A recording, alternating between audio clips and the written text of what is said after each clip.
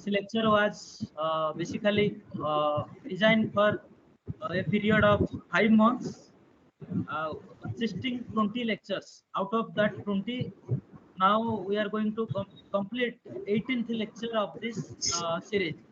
This is the second series, as you all know, of the Gyanalok Saturday lecture series. And today with us, Dr. Sanjay Pradhan sir. Basically, he will be talking on social impact assessment and management for infrastructure development projects. And to introduce our speaker, we have with us Ms. R. Chandramoulika. Ms. Chandramoulika is working as a monitoring and evaluation specialist with JSI, New Delhi, India. Now I request Chandramoulika to introduce our speaker. Over to you. Thank you, Pradeep. Good evening to everyone.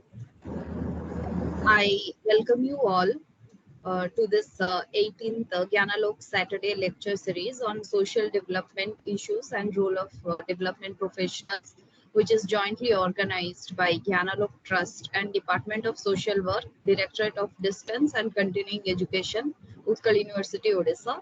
Today we have with us an eminent speaker, Dr. Sanjay Pradhan. Dr. Sanjay Kumar is currently working as Senior Deputy General Manager in Urban Transportation Division in Rail India Technical and Economic Services, Ministry of Railways, Government of India. Presently, he is deputed in Haryana Orbital Rail Corridor Project. Dr. Pradhan has been awarded his PhD in Applied Social Science. Additionally, he holds a couple of master's degrees in social work and sustainable development too. He is the recipient of Commonwealth Scholarship for pursuing postgraduate study in sustainable development from Staffordshire University in UK. Dr. Sanjay has over 18 years of professional experience in various sectors like transportation, which includes railways, metro, airport and roadways, renewable energy, river linking and morphology, health and sanitation, rural development, hydropower and irrigation, area development and buildings. He has assisted and advised public and private sector companies, academic institutions, civil societies, and multilateral bilateral agencies like World Bank, Asian Development Bank, Japan International Cooperation Agency, European Investment Bank, AIIB, etc., on a range of challenging social and environmental issues. In his career, he has worked in more than 55 infrastructure development projects. He also participated in and contributed to internal and external trainings, conferences, and seminars for advocacy and dissemination and knowledge sharing in India and abroad. Dr. Pradhan is a member of several professional institutions and he has published more than 15 research papers in national and international journals. His major publications include Management of Involuntary Resettlement in Infrastructure Development Projects in South Asia, Gender Issues in Project Design, a Case of Metro Rail in India, Development, Displacement and Resettlement, Implications for Social Work Practice, Development Projects and Displacement of Tribals, Nutritional Status of Bhil Tribal Children in Madhya Pradesh, India, a cross-sectional study, Corporate Social Responsibility in Rural Development Sector, Evidences from India.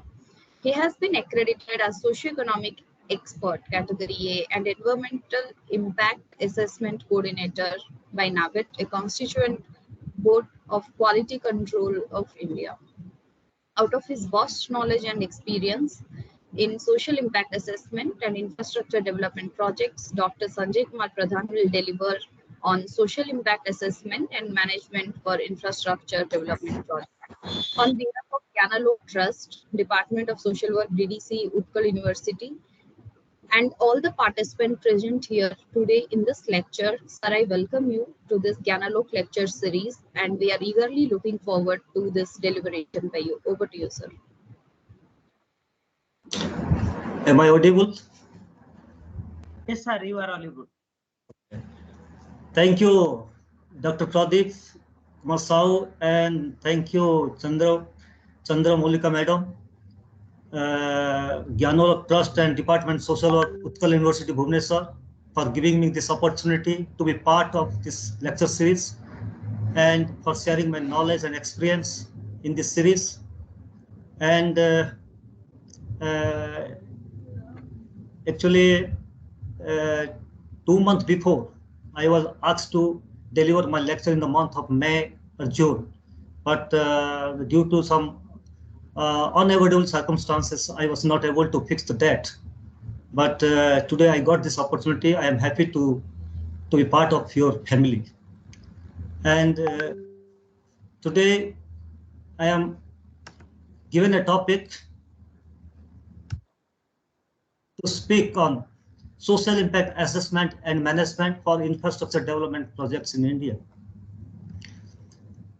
The outline of the presentation would be, first I will speak about what are social impacts and what is social impact assessment, its concept and origin. For better understanding, I will speak the 5 Ws of SIA. SIA under the provision of SIA, social impact assessment, under RFCT LARR Act 2013, that is right to fair compensation, transparency in land acquisition, realties and resettlement Act 2013. Then I'll speak what are the steps generally be followed for conducting social impact assessment, what are the principles to be followed while conducting social impact assessment, then who are the stakeholders to be involved in the process of social impact assessment, that is SIA participants, then what approach and methods that is required to be used for conducting social impact assessment. And then I'll speak social impact management plan, and finally I'll brief about how to present a social impact assessment report. Sir, can you switch on your video, please? Okay. We're unable to see you, so.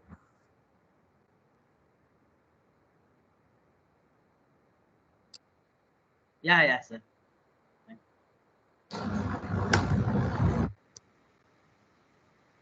So before talk about what are social impacts, just I would like to brief why why infrastructure project is given much more importance. Why infrastructure development infrastructure is required for the country development. See, infrastructure development, it is crucial for agricultural development. It is crucial for industrial development. It is for reducing migration from rural area to urban area. And it improves the quality of the life of the people. And it is crucial for stimulating economic growth of the country, for generating government revenue, and for providing better social services in both rural and urban area. Infrastructure is very important. And without infrastructure development, as you know that we have a target to achieve United Nations Sustainable Development Goal by 2030. So without infrastructure development, it is not possible to achieve. And as you know that government of India has set up a target to achieve, to become 5 trillion. So without infrastructure development, it is not possible to achieve these targets. So for infrastructure projects like road, rail, in urban area, metro you can see, and airport, port, irrigation, water and sanitation, social infrastructure like educational institution, school, college, universities, hospital. These are very essential facility which is required for the people, for the betterment of the society. So for any infrastructure project, land plays very important role. Without land acquisition, the project proponent cannot plan, cannot design, cannot implement the project. So when the project is planned or designed, then land acquisition is must. And when the project acquires land, land may be government land, land may be private land, land may be agricultural land, maybe forest land, maybe commercial land, maybe residential land. So when the project acquires land, when the project acquires land, the project will have both negative and positive impacts. These impacts are called social impacts. And social impacts are that are changes. You can see the changes that occurs in individual community due to the development of project. You can see changes in demography of the area. You can see the changes in the way of life of the people when the infrastructure project taken place.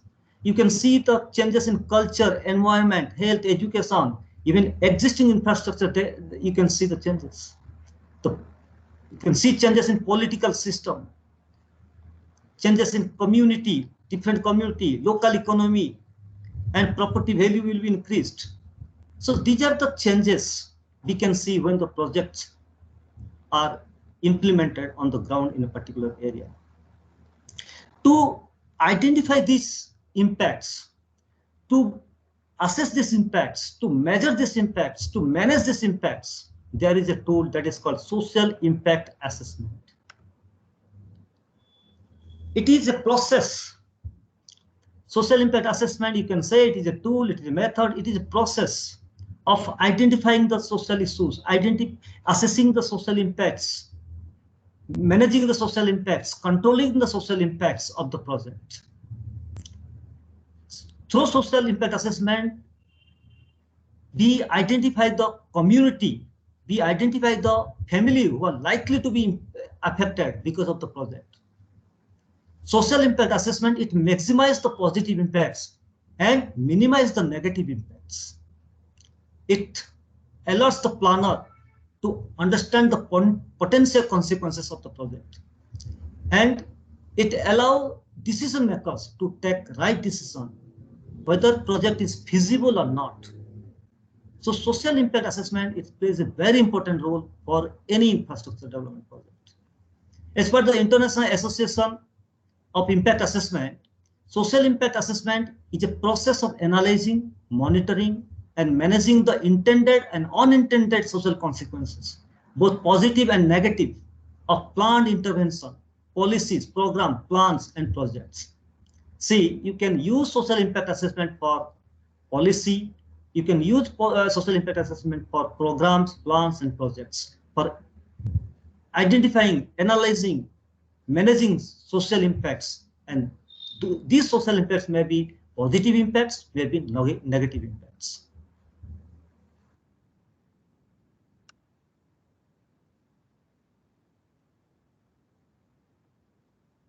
Then why need to conduct social impact assessment?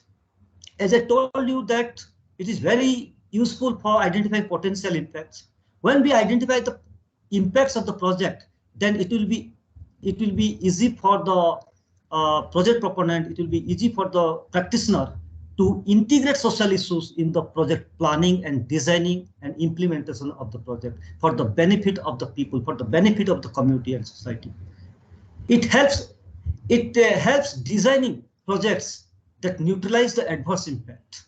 Social impact assessment, it helps to minimize the negative impacts and maximize the positive impacts. And it gives a platform both for the SIA team, SIA practitioner, and the people who are likely to be affected. The people can share their views, share their concerns to the SIA team, and that is very useful for the project, for the successful of the project. And the SIA team get a platform by using social impact assessment team, they get a platform to explain the people, to win their trust. And social impact assessment, it helps to project proponent to timely completion of the project. When the project is timely completed, then it reduces the cost of the project. It reduces the delay in project clearance. It is useful. It is very helpful for getting clearance from the concerned authority. So social impact assessment is very important technique. And where does it come from? SIA, it was introduced in 1969 when the United States enacted its National Environmental Policy Act, NEPA, in 1969. It was the part of EIA study. In 1970, SIA was used to predict the socio-economic impacts from the large-scale projects like big industry, dam project, airport projects. But in India, it was carried out as a part of EIA. And initially, it was introduced by the multilateral agency like World Bank, Asian Development Bank for processing loan to the governments. They emphasized the government to conduct social impact assessment as the initial stage of the project. But officially, it was mandated for the first time when the government of India issued National Rehabilitation and Resettlement Policy in 2007. But there were some shortfalls in the national policy 2007. But in 2013, earlier we used to follow the Land Acquisition Act 1894 for land acquisition. And for compensation of rehabilitation and resettlement, we used to follow National Rehabilitation Policy 2007. But in 2013, the government emerged both Land Acquisition Act and National Policy, and a new act come out in the picture, that is RFCT LAR 2013. And SIA was made compulsory under this RFCT LAR Act for all infrastructure projects. And for better understanding why we, just I would like to say why we conduct social impact assessment, where it is conducted, when it is conducted, who are the people to be involved in the social impact assessment, and for what we conduct the social impact assessment. Why? To identify, to analyze, to manage, to control social risks and impacts of the project. Because the project will have, when we acquire the land, whether it is government land or private land, the project will have adverse impact and positive impacts both on people and the environment. Therefore, it is indispensable to identify and manage and control social risks and impacts of the project. While we conduct the social impact assessment, we focus only influence area, project influence area. If it is a linear project, we only focus on ROW, right of way. We do not go beyond the ROW. So we conduct social impact assessment in the project influence area. And when it should be conducted? Should we conduct SIA at the time of implementation of the project, at the time of operation of the project? No. It should be conducted, social impact assessment should be conducted at the time of conceptualization of the project, at the time of planning of the project, so that we can integrate the social issues into project design, project implementation for the benefits of the people, for the benefits of the community, for the benefits of the area, local area. Then who are the people, who are the stakeholders to be involved in the project? Those who are directly affected or other stakeholders like project proponent, SIA consultant, the ministry, concerned department, land acquisition department, agriculture department, forest department, other NGOs, and the contractor. All stakeholders who are directly or indirectly either affected or benefited from the project, they should be involved in the SIA process. And for what? To minimize the negative impacts and maximize the benefits of the project. And what are the provisions of SIA under RFCT LAR Act 2013? See, as I told you that under this act, RFCT LAR Act, SIA is mandatory. Project proponent or government cannot say that we don't want to do SIA. Without SIA, we can implement the project. No. They have to conduct. They have to do it. They have to give importance both SIA and EIA study. Nowadays, SIA is a separate than EIA study. Both are conducted simultaneously, but we prepare SIA report separate than environment report. Earlier, we used to prepare a chapter of SIA, and that was incorporated in the EIA report. That was the part of EIA report. But now we conduct a separate SIA report for any development projects. And SIA is made under subsection 4 of the Act. When the SIA is conducted, the concerned authority, means the district collector, has to issue a notification for conducting social impact assessment and conducting public consultation with Part B of Form 1, in accordance with the Part B of Form 1. Without notification, you cannot go to the site, you cannot conduct the social impact assessment, you cannot conduct public consultation. The draft notification is prepared by the project proponent with the help of consultant, and that is submitted to the concerned district collector, and then district collector issued the notification through newspaper. And SIA conducted in consultation with the panchayat, municipality at village or ward level in affected area. Without involving them, you cannot conduct social impact assessment. And when the report is prepared by the consultant, then it is submitted in Form 2 to the government. And SIMP, on the basis of SIA, SIMP, Social Impact Management Plan, is submitted in Form 3 with the SIA report. Once both report, SIA and SIMP, are submitted to the government, then these reports are disclosed by the project proponent and the concerned authority in local language. Then what are the steps generally we follow to conduct social impact assessment? First step is screening. What we do in screening, we identify the project area, we identify the community, we identify the family who are likely to be affected. We identify the stakeholders who are to be involved in the SI process. We identify the social issues. On the basis of these social issues, which are identified in the screening stage, then we say whether social impact assessment is required or not.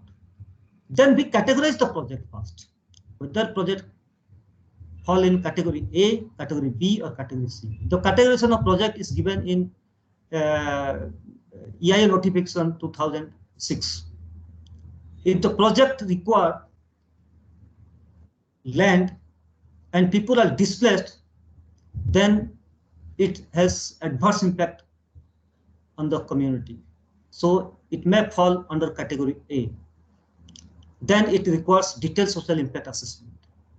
If we require detailed social impact assessment, then we have to define the scope of the work, what information we have to collect for social impact assessment study. So that is scoping. Then after scoping, then we conduct baseline documentation. Here we conduct census survey, socioeconomic survey, census survey of all structures, all family, and socioeconomic survey is conducted to know the socioeconomic condition of the people in the project area. And we conduct public consultation, focus group discussion. Then the third stage is the prediction. We identify and assess the impacts on the basis of our information which we gathered in stage 2. We assess, examine the impacts. What are the positive impacts? What are the negative impacts? We try to quantify the impacts. Then, after knowing the impacts, we develop mitigation measures. That is the fourth step. Then on the basis of this, we develop a social impact management plan that includes resettlement action plan, gender action plan. If it is funded by any multilateral, bilateral agency. If the project have any tribal people, then we will prepare a tribal action plan or indigenous people development plan or stakeholder engagement plan. These are the some plans which we have to develop. So you can see the steps of social impact assessment. First, project planning, then screening, then scoping, then baseline data collection. Then we identify the social impacts, measure the social impacts. Then we prepare a social document, social report.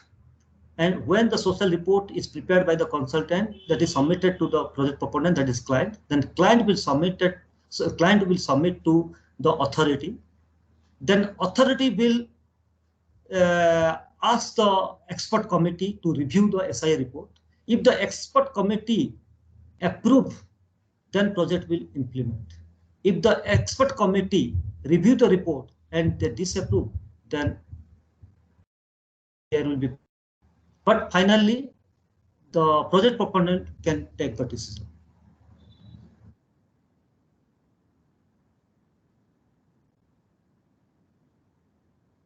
See, who are the stakeholders? Who are the participants in when we conduct the social impact assessment? Project proponent, the client.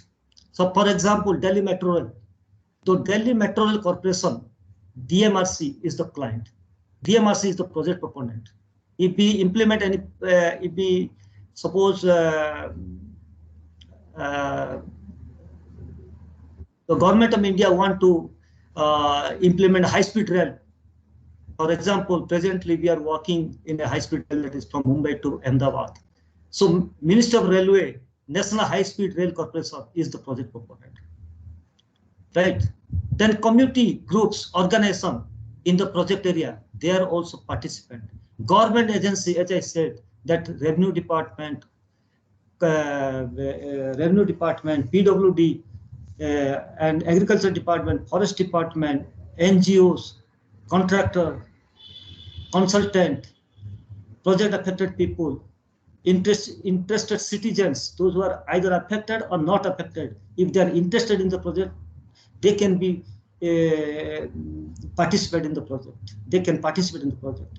Then special population like vulnerable groups like old age people, scheduled caste, scheduled tribe, physically, mentally challenged, women, they are also stakeholder of the project. Then approach and methods. See, what are the approach we have to follow? See, number one, SIA, we have to strictly follow the government regulation, follow the government laws and policies and government circular for conducting social impact assessment. If the project is funded any bilateral and multilateral agency, then we have to follow their social safeguard policy also. Then the scope of work which is issued by the project proponent, that we have to follow. So this is the approach for conducting social impact assessment. Then what are the source of information? Secondary source, we can use both source, secondary and primary source. Project report and related document, project report like detailed project report, feasibility report of the project, we can follow, we can use those reports. Then government census data, land records, published literature on project area and people. Then primary sources like quantitative and qualitative data we can collect, we can use. Relevant data gathered directly, we can develop a socioeconomics questionnaire or survey questionnaire or census survey questionnaire. We can use this questionnaire for collecting data from the people. And methods and tools, quantitative and qualitative method, both methods we can use. Land acquisition survey, census and socioeconomic survey. And for qualitative methods we can use, I have not mentioned here, participated rural appraisal also we can use. key informant interview, like village Pradhan, village Sarpanch, we can take interview from them also, and teacher also. Public consultation and public hearing. Public hearing and public consultation. Public hearing is a legal term. Public hearing is generally conducted by the Pollution Control Board, and public consultation that can be conducted by project proponent or consultant. Then focus group discussion. We can conduct focus group discussion for collecting information. Focus group discussion with women, with old age people, with farmers, with youth. We can use to collect information. So once we collect the information on gather all information for social impact assessment study, then on the basis of social impacts, we can develop social impact management plan. Resettlement action, that includes resettlement action plan.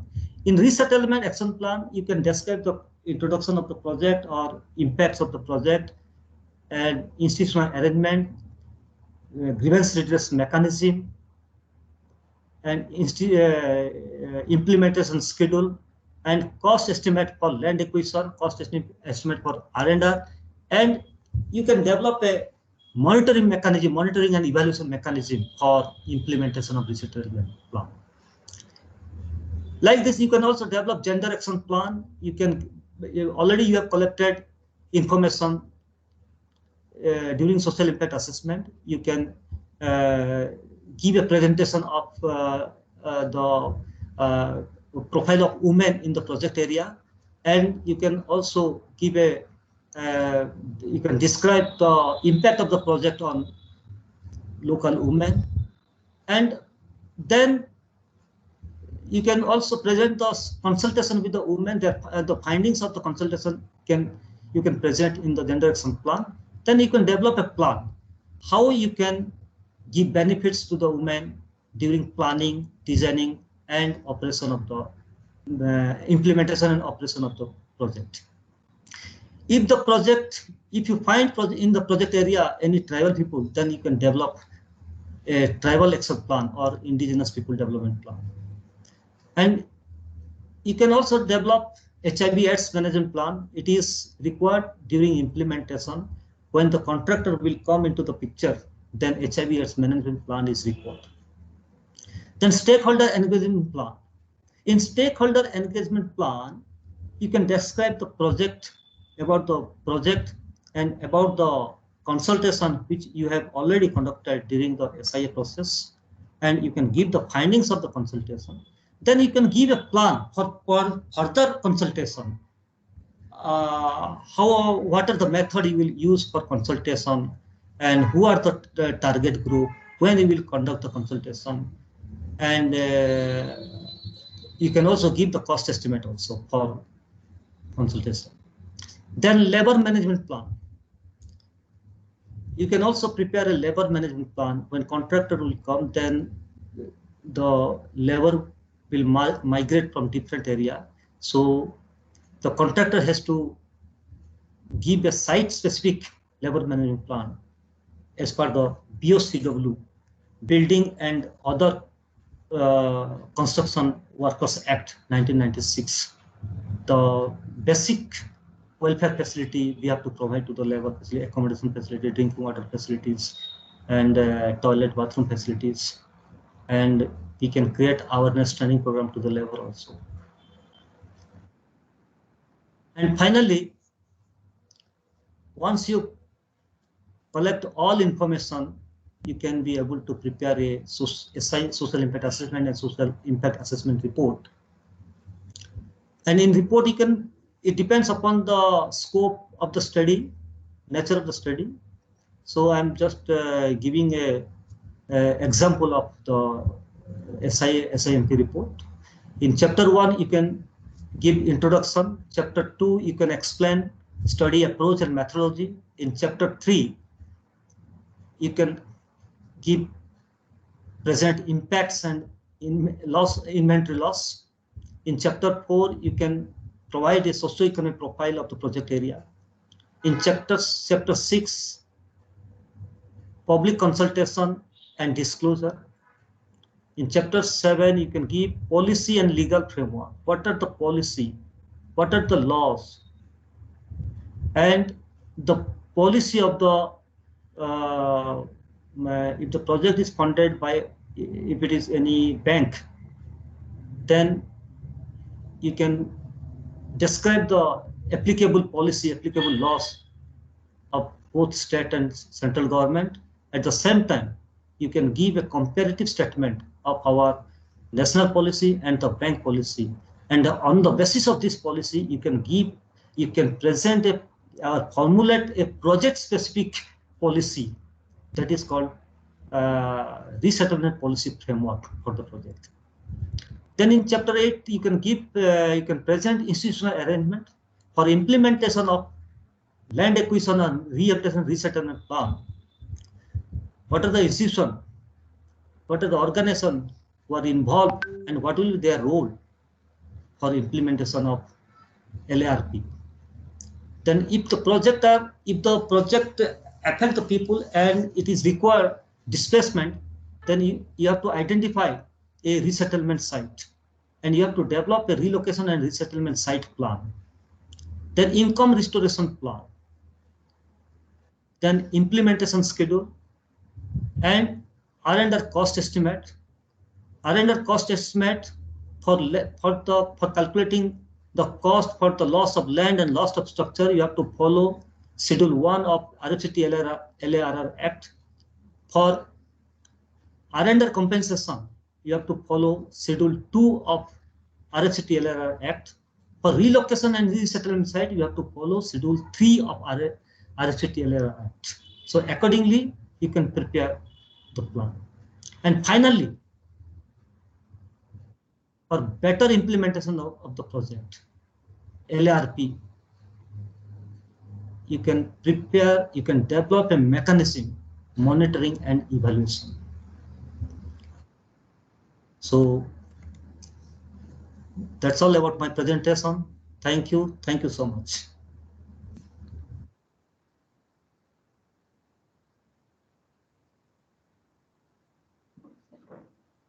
Thank you so much, sir, for a concise and erudite presentation. Now you can, sir, close your PPT. Please stop sharing. Yes. On behalf of Gyanalok and all the participants present over here, and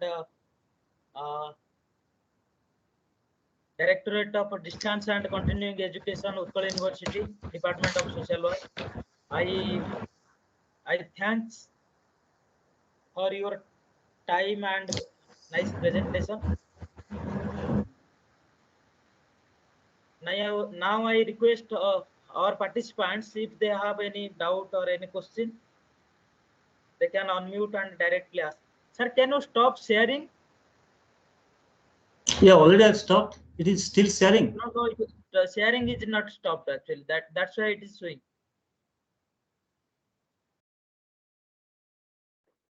Hello. Yes. Now it is. Yes. Yes, sir. Sir, good evening, South sir. Sir, it was Can you, sir, please switch on your video if possible? Okay. Let me check it, please. Yes. Yeah. Yes, sir. Yeah. So please introduce yourself and ask your question, whatever you want. Okay. I am Dr. Mulraj. I am working as a assistant professor in Department of Social Work at Chaudhry Bansilal University, Bhiwani, Haryana. So, sir, it was very informative lecture, and it was wonderful presentation. My question is, if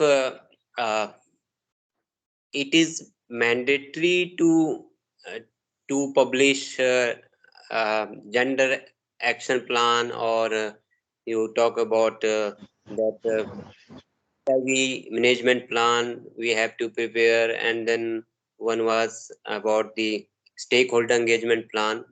Is it mandatory to prepare all these action plan? I have I am familiar with the resettlement action plan only. So I want to know about whether all these plans are mandatory for any developmental project. No, it is not mandatory. It depends upon the project nature and scope of the work. And if it is a large project, if it depends upon the magnitude of the impacts. If there is more impact on the in the project area, if women are affected, then you have to prepare a gender action plan. If tribal people are, if you find tribal people in the project area, then you have to prepare a tribal action plan.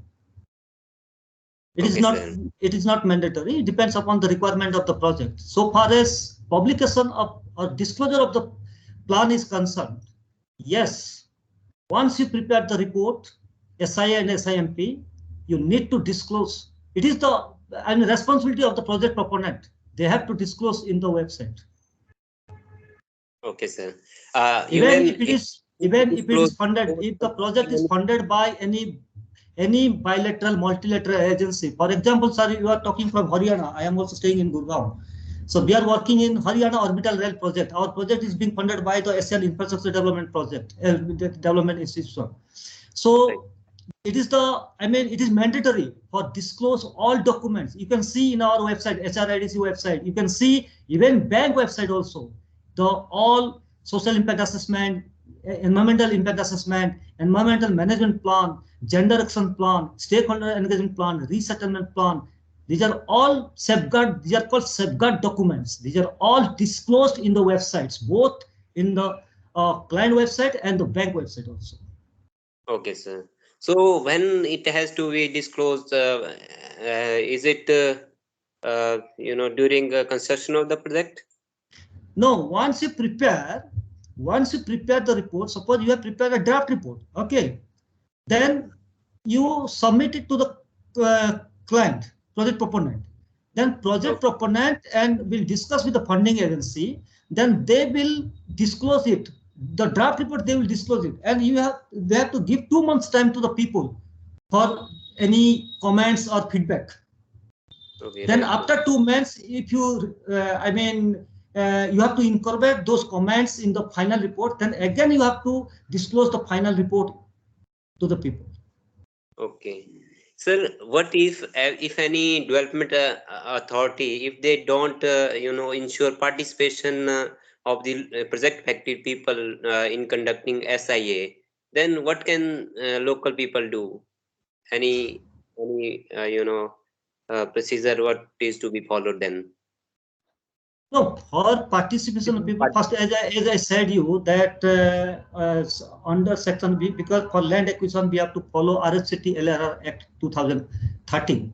So for conducting social impact assessment and for conducting consultation at the project area, you need to publish a notification, and that notification will be issued by the collector or the competent authority. Competent authority may be SDM, may be DRO, district revenue officer, right? Okay.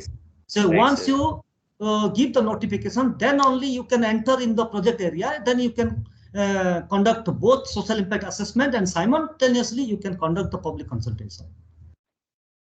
Okay, sir. Thank you, sir. Thank you so much. Thank you, sir.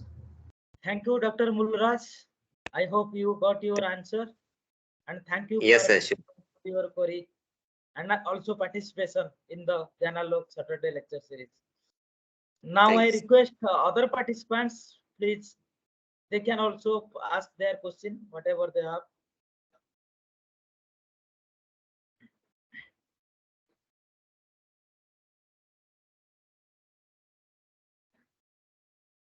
Participants are requested, please ask your question.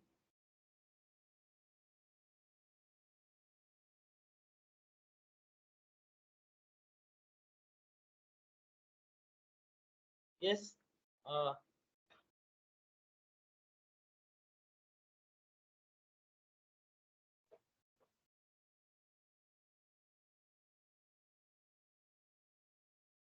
Any other question?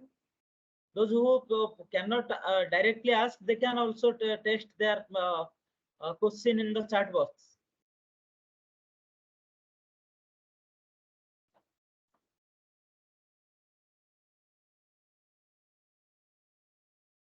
Where is Professor Asutosh Pradhan sir? Today he's not here. Oh, he's not present today. Yes, another question asked by. Yes, Panchanan. If you want to ask anything, you can ask. Yes. Yes, sir. Actually, Panchanan. okay. One of my student, she is there in Dharamshala, and she was telling me in the evening that there is a network problem in Dharamshala. Maybe that may be the reason Dr. Ashutosh sir could not join. Okay. Okay. Panchanan, can you unmute and ask your question? Yes, sir. Good evening to all. Hello. Yes, you are audible. Am I audible? Yes, you are audible. Yeah. Thank you, Pradhan sir, for giving such a beautiful presentation on social impact. And my question is, after establishment the potential social impact, after generation of the reports and what are the plans suggested, what are the monitoring mechanism post-project refer in the plan? You got my question, sir? Yeah. Yes.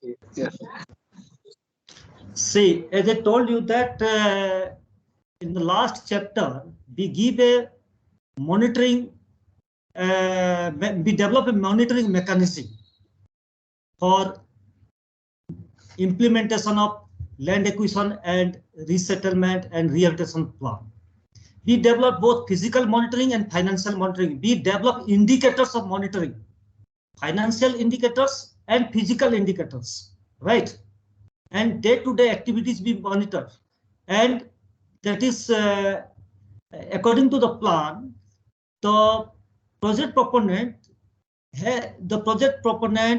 either they have a unit of social team, or they have to hire a NGO for implementing R&R plan, and it is the responsibility of the team to monitor day-to-day activities, number one.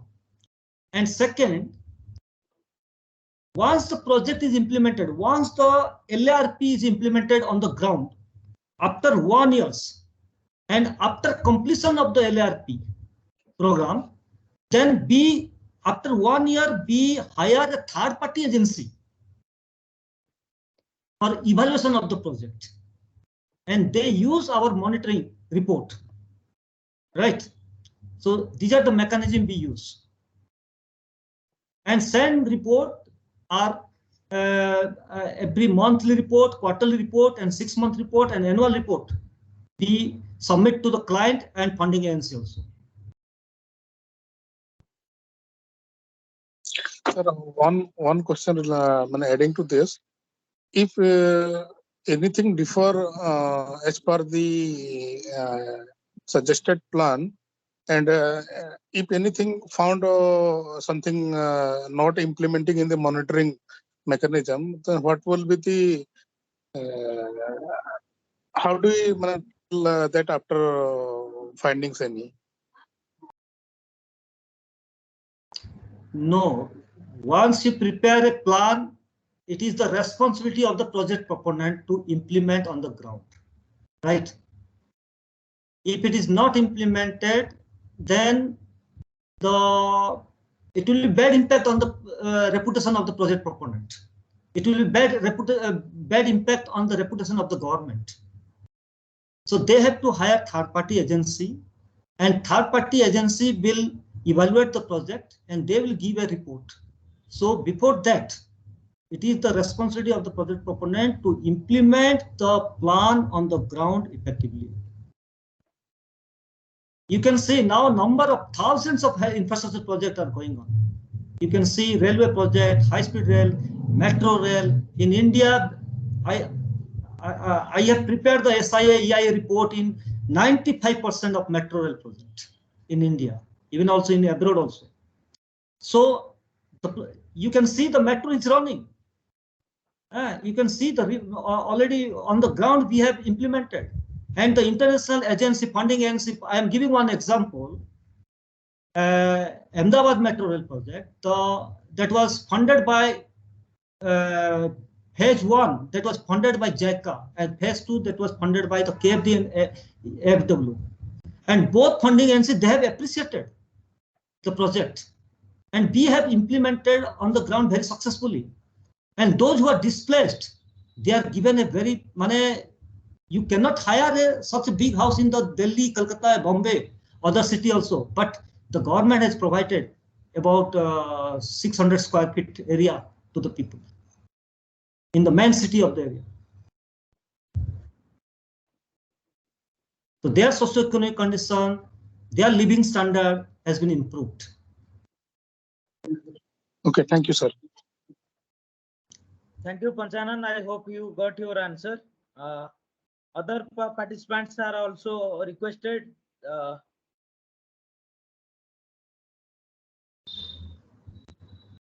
Yes, so another question asked by again Dr. Mulraj.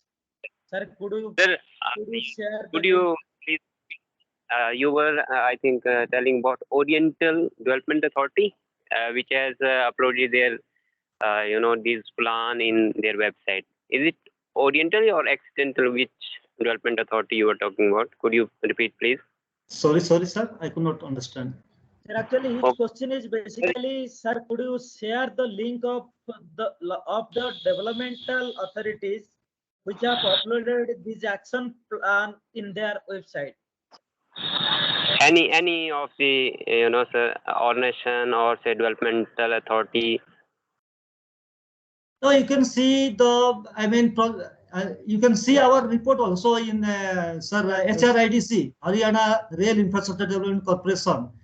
You can see that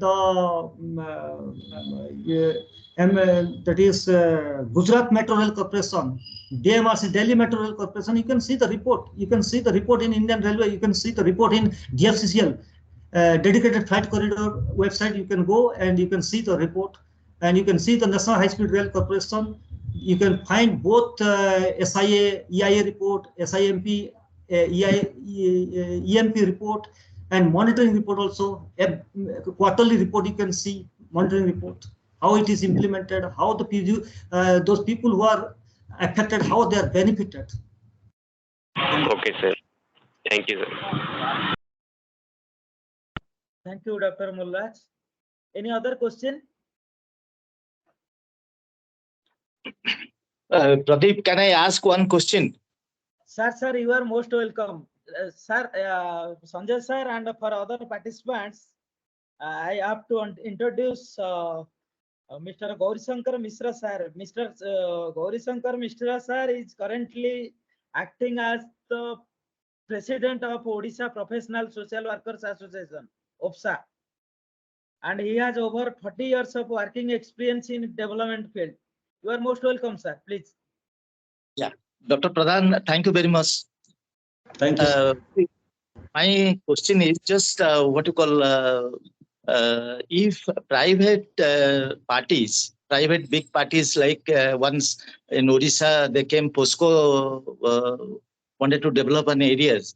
See, in that kind of situations, when non-state actors, they start working and the biggest assumption become a risk in the middle.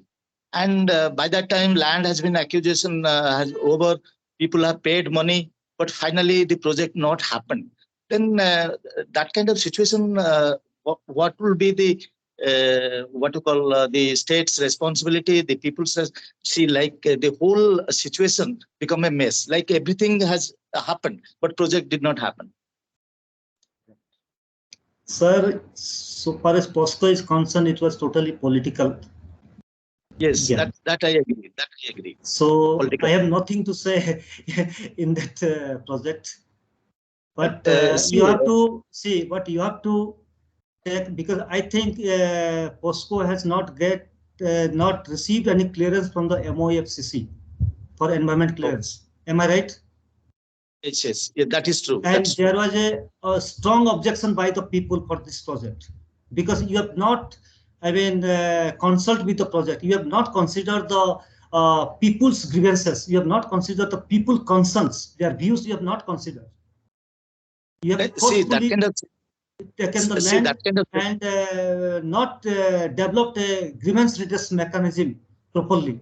So you are not able to, you are not in a position to address the grievances of the people. That was the failure of the project. That was the main point of the failure of the project. No, in that kind of situation, can people again go back to adopt law to get back their land?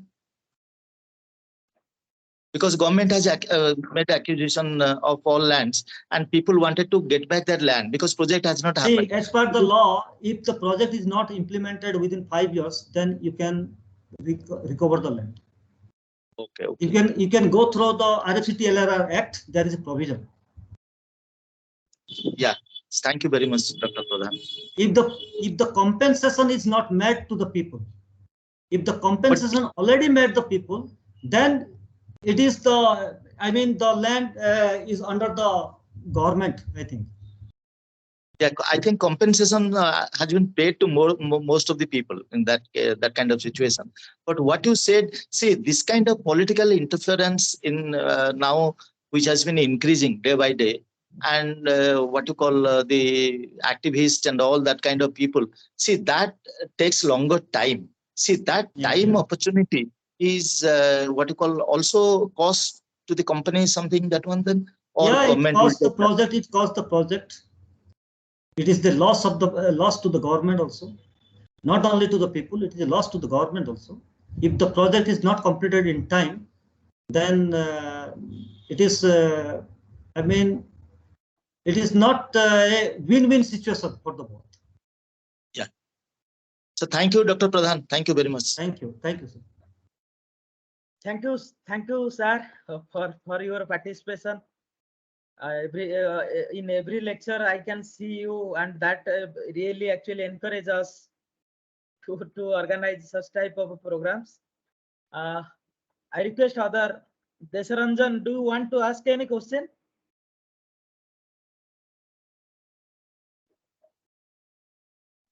I request others to ask if you have any question or a query.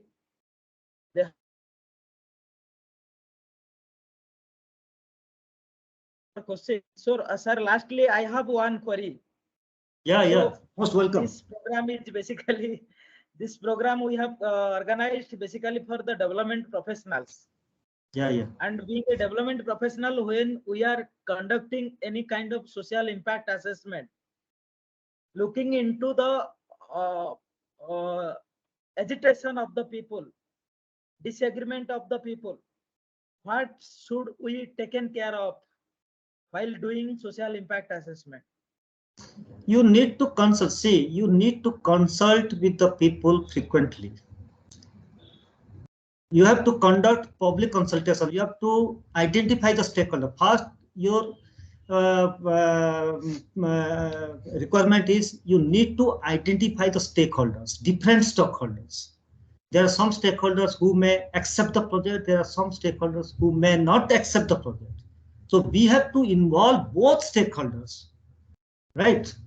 And you have to at the same time you have to involve the different political party, different leaders, different organization also. Then only you can have a very good discussion, fruitful discussion, meaningful consultation. Then only, and you have to consider them also. It is not it doesn't mean that only you strictly follow the government law and you will provide compensation according to the law. The people will not accept. So you have to develop a policy based on the law and policy of the government and based on discussion and the demand of the people also, need of the people also. Then only a project will be success. Otherwise the people will hesitate. Yes. Thank you so much, sir. People's participation is important, and being a development professional, it is our duty while doing social impact assessment, how to convince the people. Yeah. That is the professional art of a development professional. thank you so much for accept. Once again, I will thank you for your such a beautiful presentation and your precious time for us. This is the 18th, as I have already told you, this is the 18th lecture of second lecture series. And another 2 more lectures are remaining. After that, we will complete this lecture series. And the people like you and the participants, they actually encourage us to organize such type of activities.